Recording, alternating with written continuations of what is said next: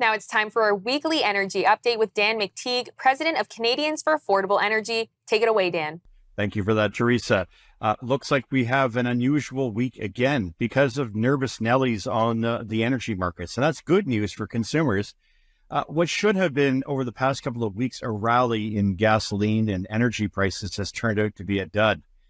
The reasons for it really explain something a little bit more troubling, and that's that energy markets, that is money managers, hedgers, and those who are day traders, no longer respect the laws of fundamentals, supply and demand, or some people refer to it as economics 101.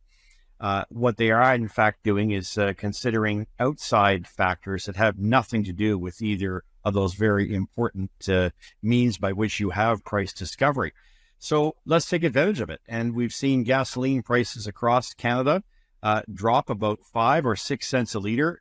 We are heading, of course, in the United States to their long weekend, their Memorial Day long weekend, which is their official launch to the summer driving season. And yet we've seen gasoline drop, not just in the past week, but if you go back to April the 18th, Teresa, you'll recall gasoline prices had hit an average of about $1.78.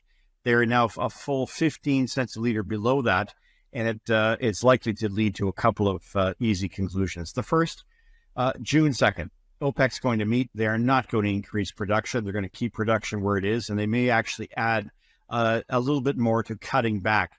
If markets are going to be dysfunctional and disobey the law of fundamentals or economics, then you can see where OPEC has pretty much had enough of the dysfunctional nature of energy markets. I've said enough on that.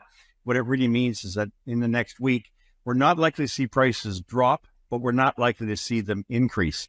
Well, all eyes will be focused, of course, a week Sunday to see what happens in Vienna when it's an online conference.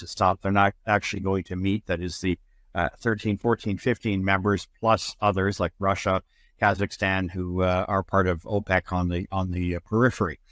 What it looks like is that gas prices in Vancouver will remain in the $1.95 range. Alberta, likely to be range bound between $1.42 and $1.52. I've done a couple of interviews there because there's a wide varying difference at some gas stations. That's retail margin and gas stations offering fuel for less than what it costs them to buy. Obviously, a lot of money to be made when you get people to come into your stores and buy beef jerky. Don't know what the margins are on those, but I can tell you, if they're not selling a lot of those, they're probably going to get a call from their bank pretty darn soon. Saskatchewan remaining in the $1.55 range, maybe $1.56. Manitoba, $1.39, $1.43. Ontario, $1.62 all the way up to $1.67, depending on where you are. Some gas stations are throwing in the towel and saying we can't operate on 6 or 7 cent retail margins. Quebec, always 11 to 12 cents more because, of course, higher taxes. Although they have in Quebec an odd situation where most people are completely oblivious to the fact that they have not just one, but 2 carbon taxes. A 4-cent carbon tax, which is the Clean Fuel Standard, which no one knows about apparently, because you don't get a lot of people talking about it in Quebec, where they've just had a report saying, oh, it's all about gasoline retailers who are making a total of 7 cents a liter on $1.70. That's pretty rich. But of course, we have the cap and trade tax, 12.8 cents a liter, and that's not including the 14.975% HST, TQS, TVP, whatever they call it. It's their harmonized combined tax.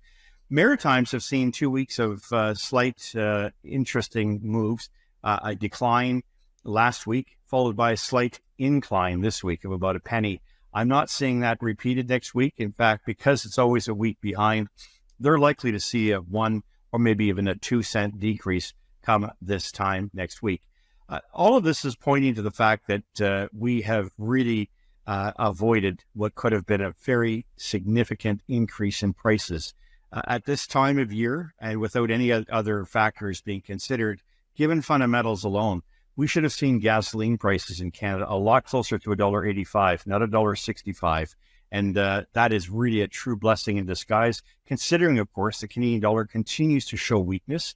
$1.137 pennies to buy US dollar. That adds, if you can believe it, 28 cents a liter to the price of gasoline. So when people talk about how great it is to have a low Canadian dollar relative to the US greenback, In an era where there are international mandates on pretty much everything we manufacture, there is no advantage. There is, however, a hit to the purchasing power of every Canadian since all commodities are priced in U.S. terms.